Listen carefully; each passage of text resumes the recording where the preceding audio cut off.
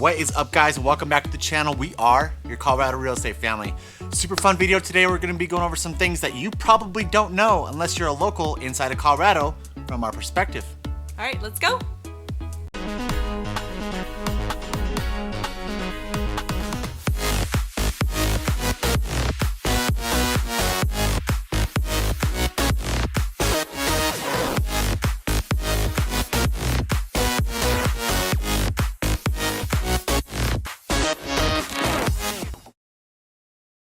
Alright, if you're new to our channel, Chelsea and Pete here, and we're the people that you need to know if you're interested in what it's like to move to Colorado, Denver, or any of its surrounding cities. So do yourself a favor, hit that subscribe button and the notification bell so you get notified every single time we put out a video. We put out 2 videos a week.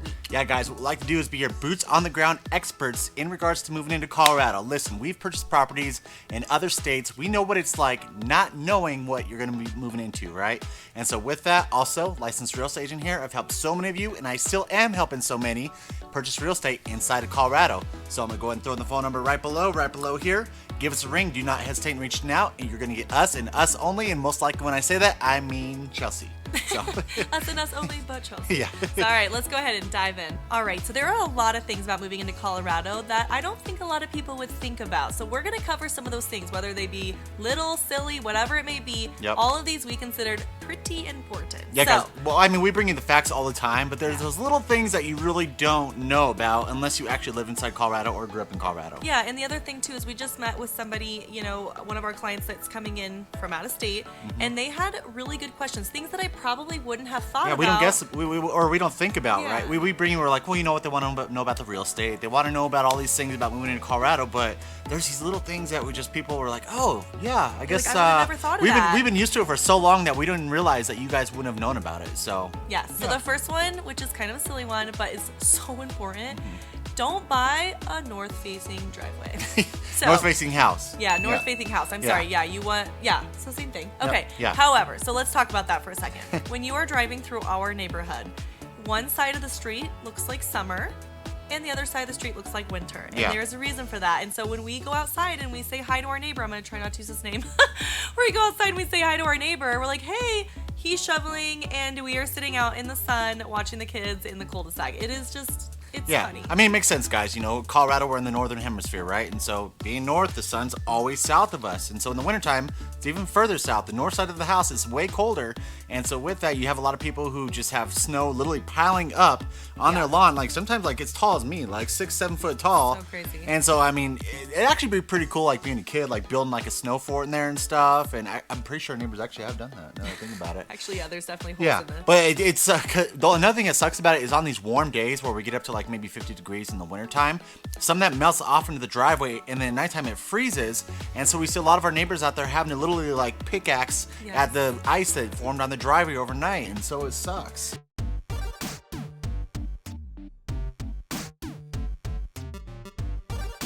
Okay, but we will say on the other side of that, they have a very, very warm backyard, right? So we unfortunately get the sun certain times of the day, but we also get shade certain time of the day. So something just to consider when you're looking at houses and buying here, which direction is the house facing? Because it is very, very important. My personal favorite is a southwest facing house. It was our last house, and it was amazing. Like our backyard got an amazing amount of sun. The front yard got just enough sun to where we have to worry about the snow.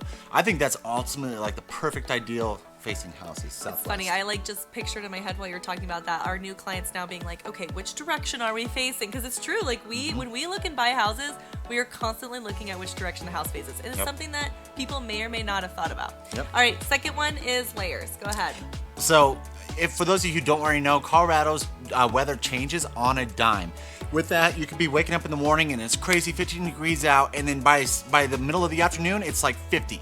And so with that, you have to wear layers, because if you just wear like, say, a sweater all day long, you're going to be ripping that thing off, and if you don't have an undershirt on, by the time the afternoon 50 comes around, you're kind of screwed. Yeah, you're just going to be sweating your butt off, you know? You're going to be so miserable. Yeah. Expect to have a coat on in the morning and a coat on in the evening. Yep. And, you know, obviously if it's wintertime, you're going to be wearing a coat the whole time. Yeah. But you don't always, with the sun being, because it's sunny most days that we have snow, there are some gloomy times. Yeah. But when it does snow, you do get a lot of sun still. And so even it might be cold out, but it's not as cold as you would think. It's funny, we actually just talked with one of our clients about humidity and how humidity affects the cold. We don't have humidity here, which is going to kind of lead into the second one, or the third thing you need to know. But that coldness is a little different, don't you think? It is, and I can't remember if I mentioned this in one of our videos, but we experienced, was it frozen rain? For the first time, which is, it looks like snow, but then it turns into hell when it lands in your car. So we were doing our Lake of the Ozarks property, and it literally, I was like, oh, it's pretty, it's snowing out, you know? You go out there, and it's like, they call it frozen rain. Our vehicle was literally encased in this like shell of ice.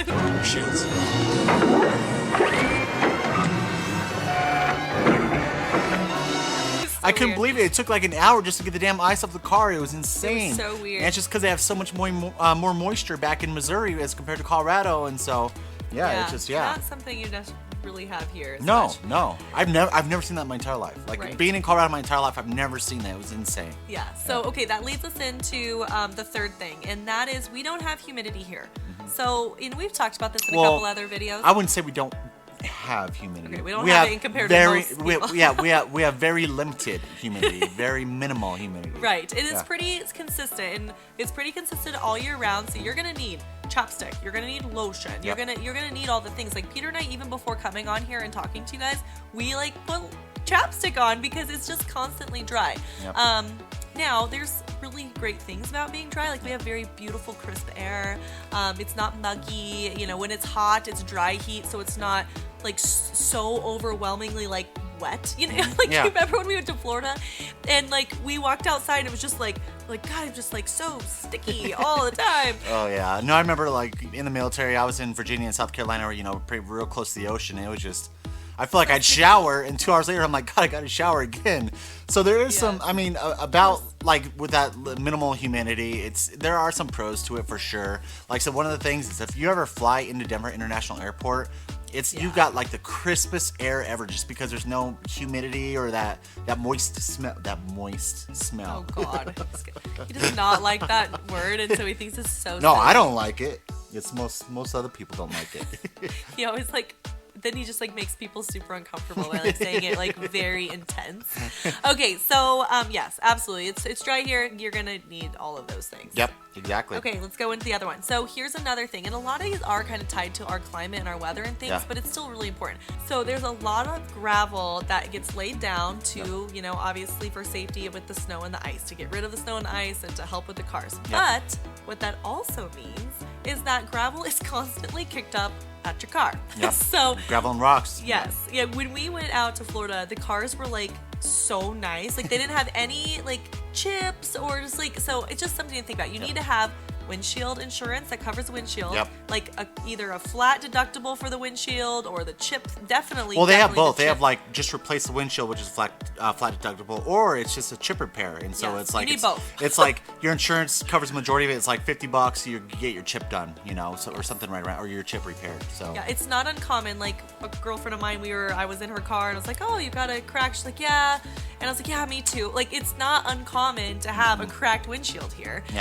Okay, and then also with that gravel, you know, and it's not even like crazy. It's just like it could be like a couple little gravel pieces that will damage your car. A clear bra on the front of your car takes it a long way. And so if you're not planning on having this car forever and you want to sell that car, I highly suggest you get a clear bra on that car. Yeah, some type of a vinyl wrap or something, because it's a thing. And like I said, I don't know if this is something that you guys experience in other states. I'm sure with other states that you have snow, you do. But in Colorado, I mean, like I said, we saw it in Florida and we're like, God, these roads are so clean They're so looking. nice. They don't have divots or There's anything. like no gravel. What is this? You know? And so and then we noticed you guys have the reflectors too on the roads in Florida roads where, you know, where the lines are at. We can't do that because we plow, and so we don't have those little reflectors in our lines on our, you know, I'm talking about the little... Although over on Highway 93, remember when we always look at it and there's like some kind of somethings, I don't know. Those are in the road though. They're like, they built these reflectors in. It's weird. Yeah, they're flat. Like we have to get really creative here because our roads get a lot of damage on them. Yeah, of course. Roads are having to get replaced here all the time. Yep.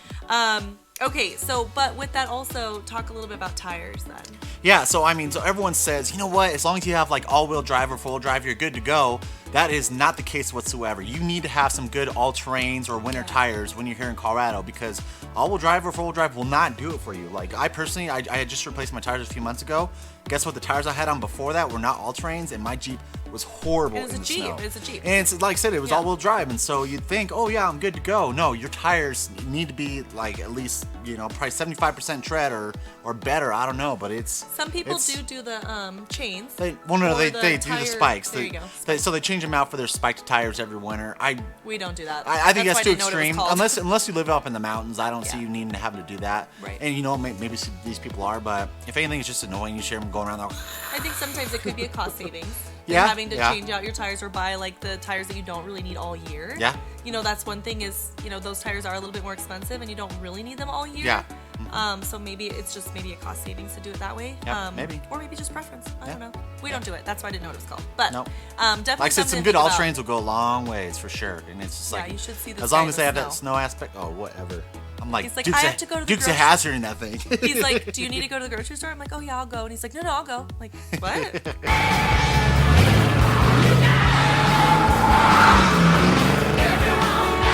You're gonna go to the grocery store? Okay.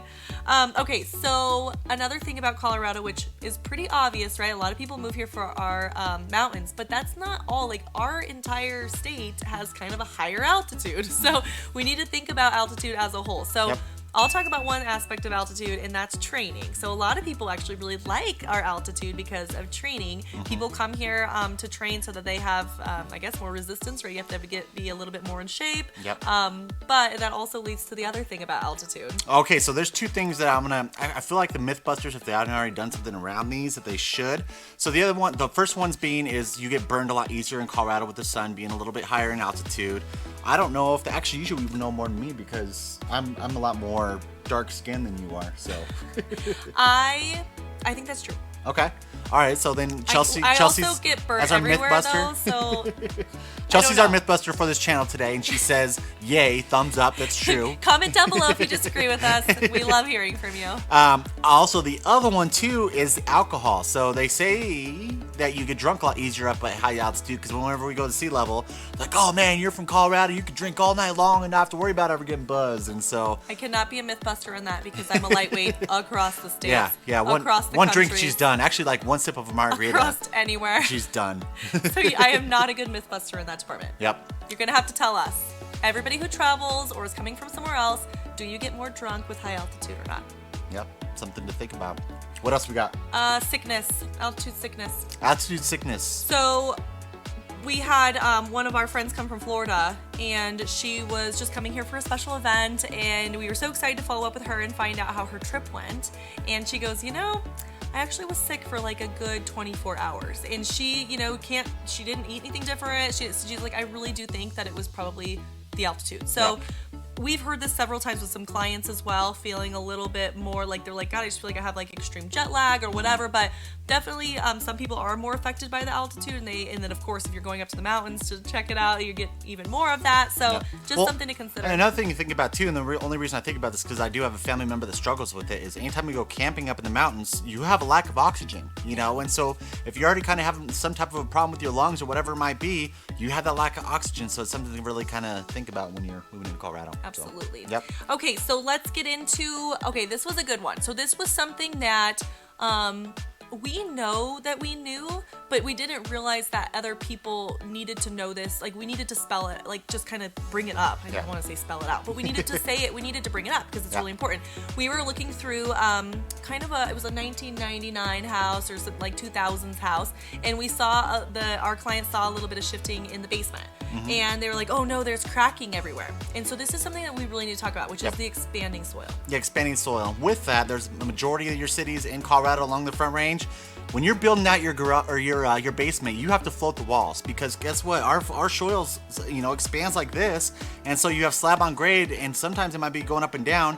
If you don't float your walls and it's doing that, guess what it's going to do to the structure of your house? And so a lot of people they're beneficial or benefiting or whatever off of not having that expanding soil. That's true. And so I actually have my cousin. He just moved up north. He says it's so awesome. I could build out this basement here and I don't have to worry about floating the walls.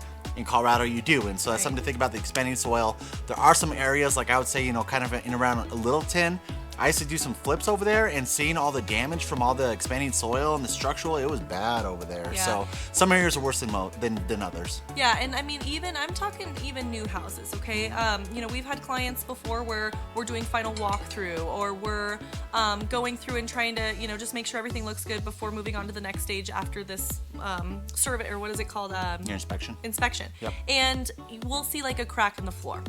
Now, in Colorado, like in other places, they'd be like, oh my gosh, there's a crack in the floor. Like, that's not okay. Here, they're like, that's a hairline crack. That's appropriate. So they have a level of comfort apparently here on what cracks are appropriate and what cracks are not. So if you see an older house and you see like a really small, it might be long, but it's like not wide. Like, what is it? It's like the quarter rule. Like that quarter. Yeah, usually I use a key. Yeah. So, if it's bigger than a key, that's probably an issue. We're seeing some major expanding. However, hairline cracks in the concrete, not uncommon here. Yeah. Not uncommon Well, at and all. there's also another rule of thumb when it comes to your basement walls. So I'm pretty sure if it's vertical, that and as long as it's not too big, obviously, then it's not as worrisome as opposed to a horizontal crack. Those are the ones inspectors are like, oh, we gotta get this checked out, because that might mean that something's kind of coming in and pushing your wall in. So look around. When you're walking through with your agents and stuff, we're always looking at, okay, are we seeing any like major structural damage? Are we just seeing like settling, because settling here is normal? Yeah. And is it a problem or not? Like, those are things that we all look for when we're going through with our clients for final inspection and helping them navigate through some of that. All right. Okay, which actually is a really good segue. I didn't even purposely do this, but talk about basements in general. Oh, so we have basements here. And seems funny. We grew up with it, and so we thought that was just the norm, but then Yeah. we found out that it really isn't the norm. Like, when we're looking elsewhere, we're like, wait, what do you mean the basements are rare here? And so in Colorado, I'm saying probably 80% of your homes here have a basement. And so if they don't have a basement, they're on a crawl space for the most part. And so that's something that we didn't realize most people don't already know. So if you're purchasing a house here, there's a good chance that there's going to be a basement. Yeah, and not only that, but a lot of the newer builds, or even like 2015 and up, they don't really come with finished basements. Like, it's kind of an upgrade. It all depends on it depends. it depends on the person but that it's had not the house built. uncommon to find a house that has an unfinished basement. Because it's an add-on. It's for an the most add-on, part. Unless, like, some of them will do a promotion like, oh, finished basement with your house. And, however those builders sales guys talks like, hey, jazz hands.